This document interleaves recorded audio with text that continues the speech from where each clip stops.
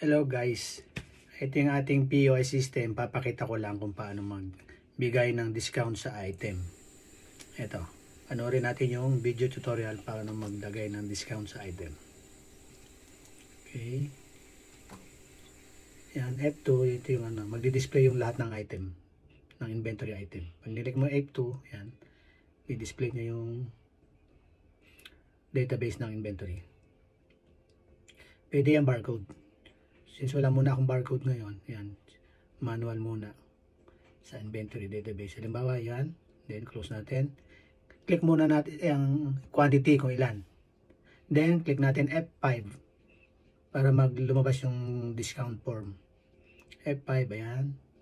May option, item discount, senior, PW discount. Ayan.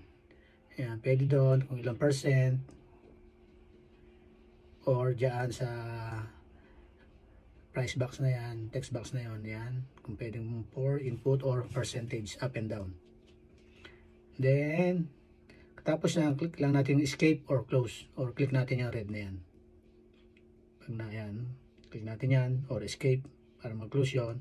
Then, enter or checkout. Click natin yan. Ayan. Yun yung discount ng item. May dadagdag pa. Ayan. Quantity, then enter. Then pag magpe-payment na, click natin F12. Ayan, amount na ma-receive. Halimbawa 500, tapos ang change ayun, 178.40. Then click paid button, option, print receipt. Pwedeng hindi, pwedeng i-print. No muna, then okay. Okay, ayan. Ganun ang pagbibigay ng discount sa item.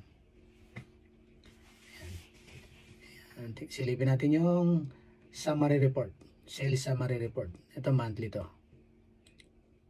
Tingnan natin yung daily. Okay, yun. Yung daily sales report.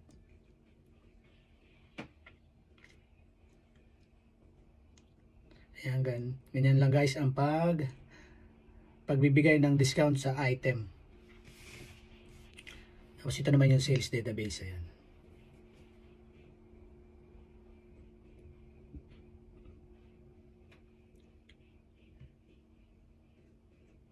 So ayan guys, ganun lang ang paglalagay ng discount sa ating POS system. Ayan.